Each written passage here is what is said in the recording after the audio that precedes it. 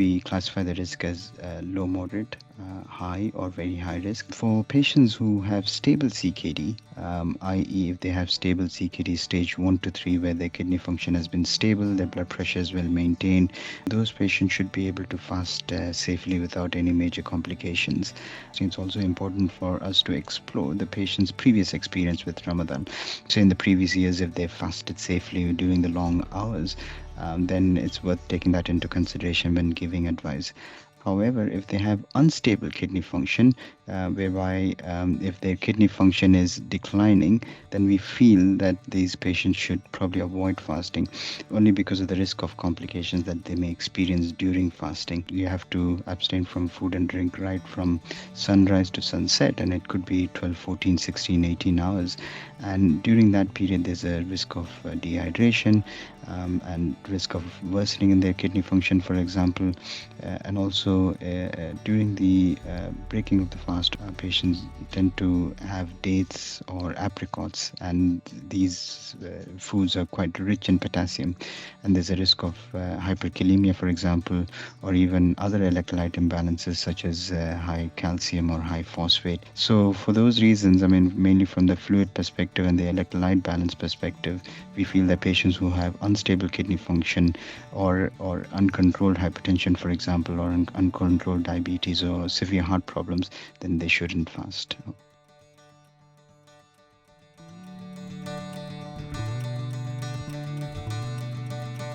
For such patients, we can discuss alternatives to fasting. For example, they may want to give charity, or in Arabic it's called fidya, or they can perhaps try fasting in the winter months when the days are shorter.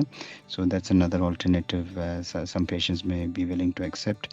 They could also just fast intermittently, perhaps without fasting for the entire 30 days. They may be able to fast just intermittently during this month, or even just in the last 10 days, which is usually considered the important of the holy periods. And also to mention is they could consider what we call trial fast a few weeks beforehand. So patients could consider observing 1 or 2 days fasting before the actual month of Ramadan begins, because that way they can actually assess for themselves whether they'll be able to fulfill the requirement of fasting, and whether their body can accept the fast, and whether they feel well enough to be able to fast.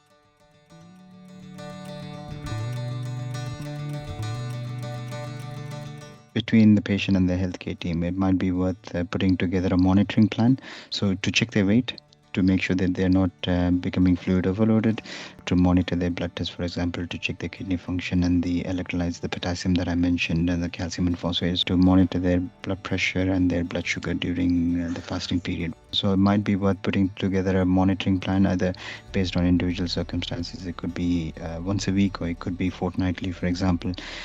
I would say if the patients in the high risk and the very high risk category do decide to fast, then I think in those patients it's probably more important to check their blood pressure on a daily basis, and their fluid gain and their weight on a daily basis.